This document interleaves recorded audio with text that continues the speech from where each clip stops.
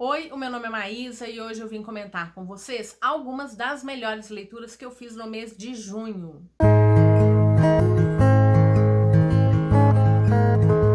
Antes de mais nada, se é a primeira vez por aqui e se gosta de livros, de leituras coletivas, de tags literárias, te peço a gentileza para se inscrever no canal. Também te peço a gentileza para me seguir nas outras redes sociais, no Instagram, no Scoob, no Twitter, no TikTok, no Telegram, embora hoje eu só consiga ser ativa de fato no YouTube e no Instagram. Foram muitas leituras, suspense, mistério, fantasia, romance, romance de época, algumas leituras bem interessantes para compartilhar com vocês. A primeira delas foi uma leitura coletiva lá do Fantasticai, que é Reino de Bruxas, o segundo livro dessa trilogia, da Kerri Maniscalco, publicado pela editora Darkside. Aqui nós temos, no primeiro livro, a premissa é o seguinte: nós temos bruxas que vivem ali na Itália, entre outros lugares, e são vários covens que existem ali, e algumas bruxas começam a aparecer, algumas mulheres começam a aparecer mortas, com o coração arrancado. E nossas protagonistas são duas irmãs gêmeas cuja avó sempre avisou: vocês devem ficar muito atentas porque os príncipes do inferno poderão caminhar conosco e eles nos odeiam. Enfim, tem uma lenda do motivo desse ódio do príncipe dos príncipes dos infernos odiarem as bruxas. Mas uma dessas irmãs acaba aparecendo morta e a outra, que é a Emília, ela entra num luto muito grande por conta disso. Elas eram muito jovens e ela quer de todas as formas descobrir quem foi que matou a irmã. E para isso ela acaba fazendo um acordo com um príncipe do inferno. Então ela vai fazer essa invocação, esse príncipe do inferno vai aparecer, os dois vão sair nessa busca, porque esse príncipe, que é o Ira, ele fala que também tem interesse em saber quem é que tá matando essas bruxas. Nós temos então o desenrolar do primeiro livro e o segundo livro. Claro que eu não vou contar para vocês o plot exato, a premissa exata desse livro, porque, claro, vai estragar a experiência de quem ainda não leu o primeiro, mas a gente tem uma evolução aqui, inclusive no relacionamento desses personagens, e também uma mudança de ares. Então eles estarão em outro lugar.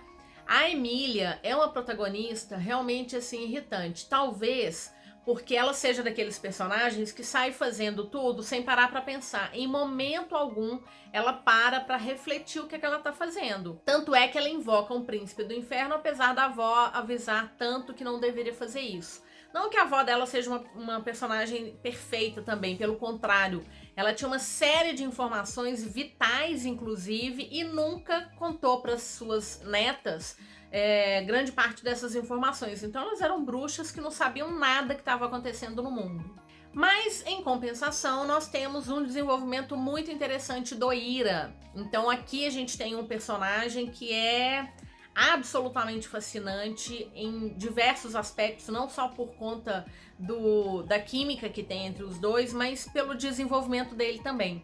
E a gente chega no final com um plot que, assim, Darkside, a gente precisa desse terceiro livro, assim, para ontem, porque é um plot fantástico.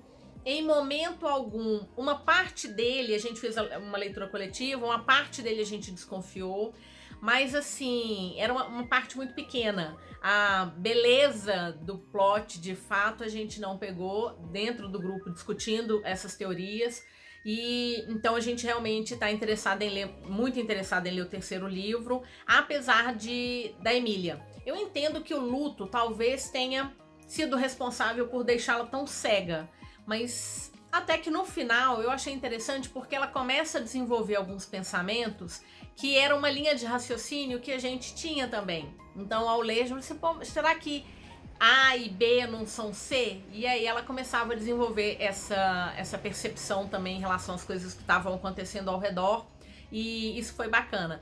Mas ainda assim eu acho que ela precisa melhorar bastante no próximo livro. De qualquer forma, é uma fantasia jovem e que tem algumas coisas interessantes para discutir. A gente tem então essa presença desses príncipes do inferno, então a gente vai conhecer não só o Ira, a gente conhece inveja, a gente conhece um pouco soberba, a gente conhece a avareza, e as discussões que eles trazem são muito interessantes. Fica aí a dica. Fazia muito tempo que eu não lia um livro do Harlan Coben, apesar de ser fã, gosto muito das histórias dele, da forma como ele conduz os mistérios das suas histórias e de como ele consegue encerrar grande parte desses mistérios. E fiquei muito feliz porque a Arqueiro me enviou então O Menino do Bosque e fui fazer a leitura. É o primeiro livro de uma nova série, de um novo protagonista, apesar da gente ter a presença de uma protagonista que já apareceu em outros livros. Mas o foco aqui é no Menino do Bosque. Mas apesar do foco ser no Menino do Bosque, foi um garotinho que foi encontrado aos 6 anos de idade, perdido num bosque, ele não fazia a menor ideia de quem era. E não havia nenhuma notícia de que algum garoto tinha sido perdido na floresta, né? Então ele cresce sem saber se tem parentes, nem na verdade quem ele é. Mas o foco é em outros personagens e ele que vai ajudar em desvendar esses mistérios.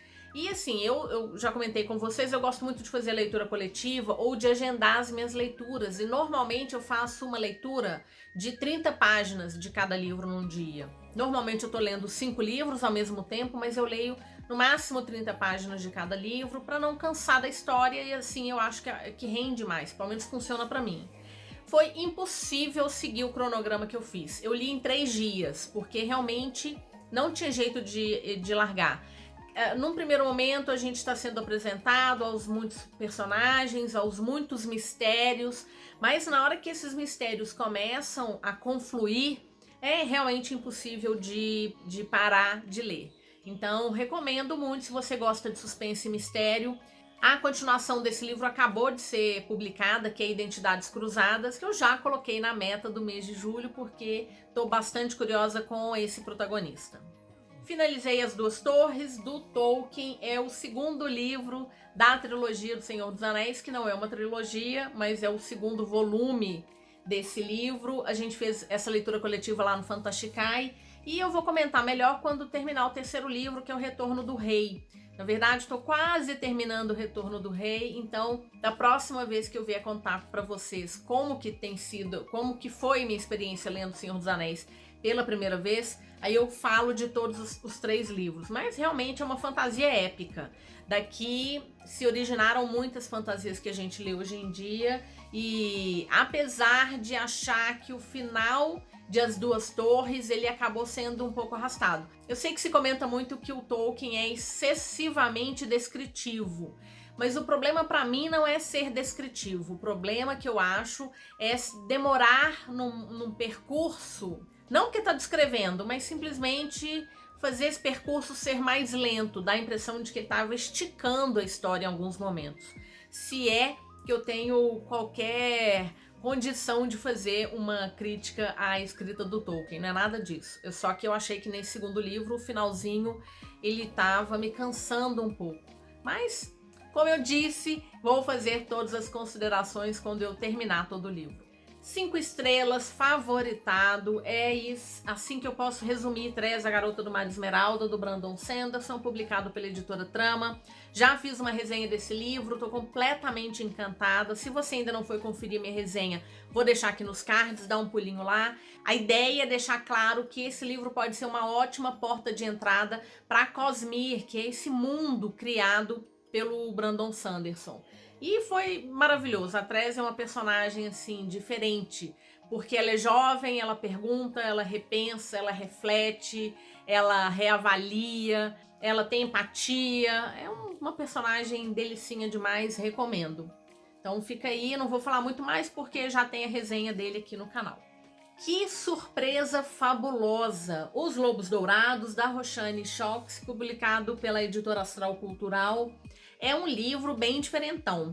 Eu confesso que eu tive muita dificuldade no início porque ele tem uma magia que é bem diferente. Ele foi uma leitura coletiva lá do Loucos por Leituras Conjuntas, e a Nath, que tá sempre fazendo a leitura dessas fantasias comigo também, ela falou que ela não teve dificuldade porque ela se lembrou muito do sistema de magia de Foundryside, então ela ficou mais tranquila ali na leitura. Mas a gente tem aqui as forjas, que são sistemas de magia que vão se relacionar de formas diferentes. Então, nós temos algumas pessoas que têm mais habilidades com as questões mentais, outra com as questões, um pouco com as ciências naturais, enfim. É um sistema que eu ainda preciso desbravar. Mas depois que eu passei por esse primeiro momento de estranhamento, a gente vai seguir aqui um grupo de ladrões, mas eles não são ladrões. Na verdade, nós temos o nosso protagonista, ele é de uma família que fazia parte de uma sociedade que eram de uma sociedade de famílias que tinham anéis que lhes conferiam um assento nessa sociedade. E os pais dele morrem, ele não é aceito nessa sociedade, ele não passa pelo ritual. E o Severin, ele quer a todo custo deixar claro que ele pertence àquilo ali. E para isso ele vai aceitar um trabalho e vai contar com o seu grupo. Ele tem um hotel, ele construiu um hotel, é um hotel magnífico. E lá ele tem alguns amigos que trabalham com ele, inclusive um meio-irmão. Ele tem uma dançarina, que é uma confeiteira de mão cheia. Ele tem um historiógrafo. Ele tem uma outra personagem que é uma matemática muito boa. Enfim, um grupo ali de pessoas relativamente desajustadas. E eles vão ser contratados para recuperar um objeto mágico. E então a gente tem toda essa aventura. Primeiro é uma aventura que me lembrou muito aquele grupo que a gente ama lá de Six of Crows. Então eu me lembrei muito deles, mas eu me lembrei muito de Dan Brown, por exemplo. Então ele tem uma pegada assim meio de O Código da Vinci, também tem uma pegada meio Indiana Jones. Tem uma cena que assim, eu simplesmente me vi assistindo o Indiana Jones tentando fugir daquelas armadilhas loucas nas quais ele se metia. Então foi um livro fabuloso, é o primeiro livro, eu acho que é uma trilogia e eu recomendo demais. Então entenda que vai passar por esse estranhamento, se é que você não tem uma experiência maior assim com um sistema de magia diferente. Mas depois que a gente se permite passar por ele, depois ele fica frenético, fica realmente muito difícil de deixar esse livro. Então, de novo, é o primeiro livro de uma série e eu espero que a Astral Cultural traga os outros porque foi uma grande aventura e é uma fantasia jovem, recomendo se você gosta do gênero. Lá no Fantasticai nós fizemos a leitura da trilogia Contos de Fadas Modernos, então nós fizemos a leitura de Taif, depois nós tivemos Valente e por último Reino de Ferro.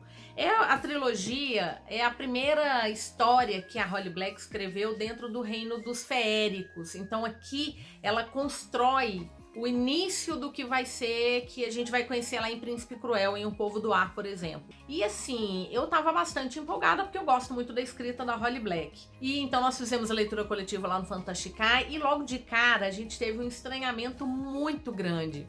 Porque os nossos protagonistas, eles são todos eles adolescentes, jovens, e fumam muito, bebem muito, eles são muito soltos, eles não são aqueles filhos cujos pais estão muito preocupados em saber onde é que eles estão, o que eles estão fazendo, e causou um estranhamento. Mas aí a gente foi parar para avaliar que essa é uma trilogia que foi escrita nos anos 2000, então não existia tanto controle parental como existe hoje. Na verdade, para mim, ele tem muito uma pegada de década de 80, uma coisa meio Garotos Perdidos, se é que eu posso fazer essa correlação. Então, depois que a gente passa por esse estranhamento, a gente vai pegando aquelas migalhas do que ela usou para construir depois O Povo do Ar. Então a gente tem alguns personagens que inclusive vão aparecer depois. Não tem problema nenhum se você ler O Príncipe Cruel primeiro, como foi o meu caso. Mas na hora que essas coisas aparecem aqui, então a menção a Eufame, ao Grande Rei, a menção aos reinos. Então nós temos aqui a construção de um senhor feérico que vai aparecer depois na trilogia. É muito gostoso pegar essas migalhas que ela usa depois para construir a sua trilogia que é mais famosa. Então, assim, entendam que há o estranhamento. Todos os 3 livros têm uma nota muito baixa no Scoob. Eu acho que é um reflexo da ordem de leitura. Então, muita gente jovem lendo esses livros depois de ter lido a Trilogia do Ar e talvez não entendendo porque a Holly Black, ela tem uma forma de escrever, primeiro que ela é muito sucinta e ela é muito crua, ela é muito fria na hora de construir os seus personagens. Não existe tanto a dualidade bem e mal. Aqui ela ainda tá um pouquinho, a gente consegue perceber um pouquinho essa separação, mas ela vai deixando isso mais e mais turvo ao longo do tempo.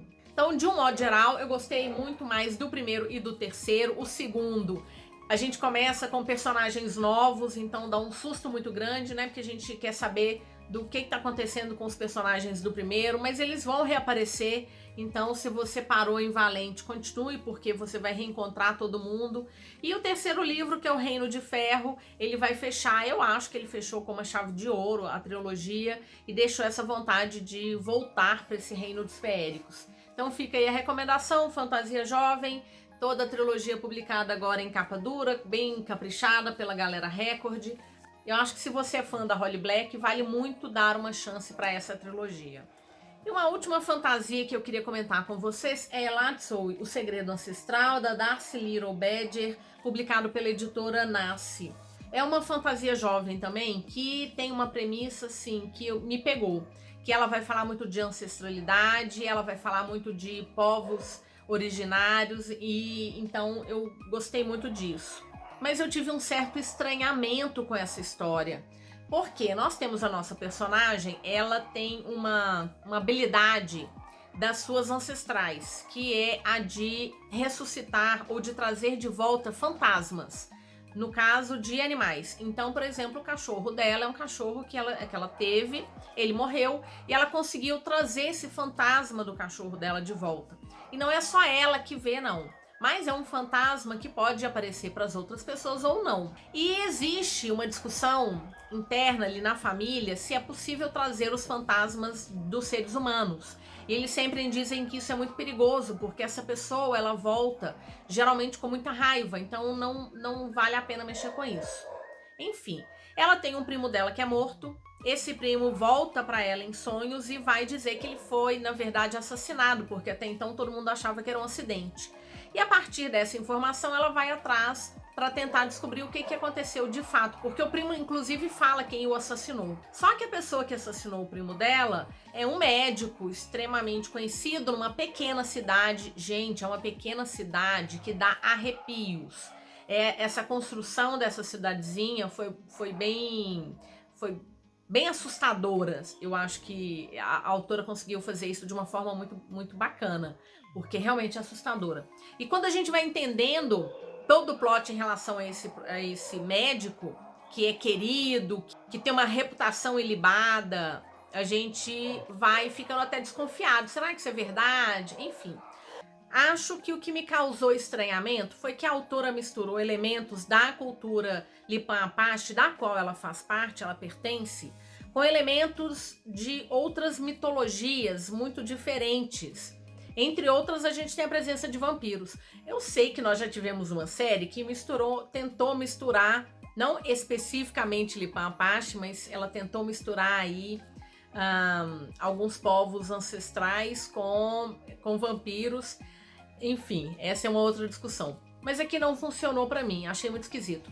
Além disso, a autora também ela faz inserções de histórias que são contadas as mais diversas. E às vezes são histórias que não acrescentam tanto e deixam... Elas quebram a narrativa, né? Então você tá numa cena ali de ação, aí vem alguém contar uma história. Então a gente tem essa quebra de narrativa que me incomodou um pouco também. Enfim, por tudo isso, eu acabei dando 3,5 estrelas, que não é uma nota ruim, pelo contrário, mas foi muito nesse sentido. Eu esperava muito mais. Eu acho que o mistério foi muito bom. O vilão foi subaproveitado, é um vilão interessantíssimo. Eu gostei muito de como que ele foi pensado. A protagonista é uma jovem e, não sei, em alguns momentos ela tinha ações assim muito maduras, em outros momentos ela era um pouco... Em alguns momentos ela tinha ações assim que não faziam muito sentido. Enfim, uma fantasia jovem que está trazendo aí um pouco da cultura Lipan Apache. Essa parte eu gostei bastante e fica aí a dica também. E por último, um romance de época, A Conspiração da Condessa, o terceiro livro da série Os Excêntricos. Então tem mais um livro vindo por aí, que é O Escândalo da Sufragista. Não sei quando que Arqueiro vai trazer esse quarto livro, mas eu queria mencionar esse livro para vocês, porque aqui a gente tem um protagonista que vai trazer nas suas palestras um pouco da ciência que ele produz. Então ele vai falar de reprodução, de teoria de um pouco de genética, numa época em que as pessoas ainda não conheciam isso, e algumas dessas teorias, inclusive, eram vistas como blasfemas. Mas eu gosto muito dele, eu sou bióloga, sou botânica, então ele trabalhava especificamente com plantas. E ia falar um pouco desses cruzamentos genéticos. Enfim, eu me apeguei a ele por conta disso. Mas mais interessante ainda, porque na verdade, quem é o responsável por grande parte da produção científica que é apresentada pelo Sebastian é a nossa Condessa. Mas ela é uma mulher e ninguém levaria a sério uma ciência produzida por mulher. Na verdade, ela até tentou mostrar alguns desses artigos que foram completamente ignorados. A partir do momento que o Sebastian apresenta esses mesmos artigos, se dá atenção a ele. Então, o que a autora pretende fazer aqui, ela vai fazer uma grande homenagem a grandes cientistas, mulheres que foram muitas vezes esquecidas aí pela história, mas que ainda assim trouxeram trabalhos de uma importância tão grande para a ciência e para a humanidade como consequência, que elas não poderiam deixar de ser mencionadas. Então ela faz uma lista, ela começa com um agradecimento que é bem misterioso para Rosalind Franklin, que hoje conhecemos, para Anne Chauncey, que descobri enquanto escrevi este livro, para toda mulher que nunca recebeu crédito pelo próprio trabalho. Esse livro é para vocês. E aí, ao final, ela vai dizer por que ela trouxe esse agradecimento tão misterioso. Então, Rosalind Franklin foi uma cristalógrafa genial que trabalhava com raio-x e cujas imagens do DNA foram primordiais para a descoberta de sua estrutura e, junto a isso, para o entendimento do que são genes e de como são herdados. Embora esse trabalho tenha sido fundamental para a descoberta da dupla hélice do DNA, o nome dela não está presente no artigo científico famoso que anunciou essa estrutura. No relatório sobre a descoberta, de autoria de James Watson e Francis Crick, Watson chamou Rosalind Franklin de uma série de nomes pouco lisonjeiros que duvido que fossem utilizados para descrever um homem. Watson admitiu que ele e Crick usaram os dados de Rosalind sem a permissão dela. Ela morreu de câncer de ovário antes que os dois cientistas recebessem o prêmio Nobel pela descoberta. Então, nunca vamos saber se ela teria tido a chance de compartilhar essa honra com eles. No entanto, pesquise sobre Lise Meitner. Ela ajudou a descobrir a fissão nuclear e não ganhou o Nobel, ainda que estivesse viva. E aí ela começa, né? Rosalind Franklin não foi a primeira mulher a virar cientista. E com certeza não foi a primeira cujo trabalho foi usado por um homem sem receber o devido crédito. Mas ela é uma das que são mencionadas com maior frequência, por ser uma das primeiras mulheres cujo tratamento foi reconhecido como injusto. Então, caso você tenha se intrigado com a dedicatória deste livro, espero que agora ela faça sentido. Achei assim, soberbo. Eu sei que a história em alguns momentos parece muito parada, porque a Violet, ela tem muitas inseguranças e ela tem muitos problemas, porque, entre outras coisas, ela é uma mulher que não conseguia dar à luz. Então, numa sociedade londrina, uma condessa que não consegue deixar descendentes para que o nome, né, para que o título de conde fosse passado adiante, e ainda por cima o marido dela morre, então ela tem essa cicatriz. E ela tem um entendimento, um relacionamento com a mãe que é muito conturbado. Mas quando as coisas se encaixam, gente, que mãe fantástica. A gente passa 80% do livro odiando a mãe dela. De repente, a gente percebe o tanto que a mãe dela era uma mulher incrível. Enfim, é um romance de época, então a gente sabe que o casal vai ficar junto, não tem nenhum mistério em relação a isso. Mas por toda essa construção, eu acho assim que se você gosta do gênero, deveria dar uma chance. Os 2 primeiros livros são muito bons, trazendo aí personagens que estão questionando o status quo da sociedade londrina, da nobreza londrina. E esse aqui, então, ele ainda trouxe essa pegada da ciência, de mulheres na ciência, que me agradou bastante. Tô sempre falando, vez ou outra, de alguns livros que trazem isso. A Ellie Hazelwood faz isso de uma forma muito bonita.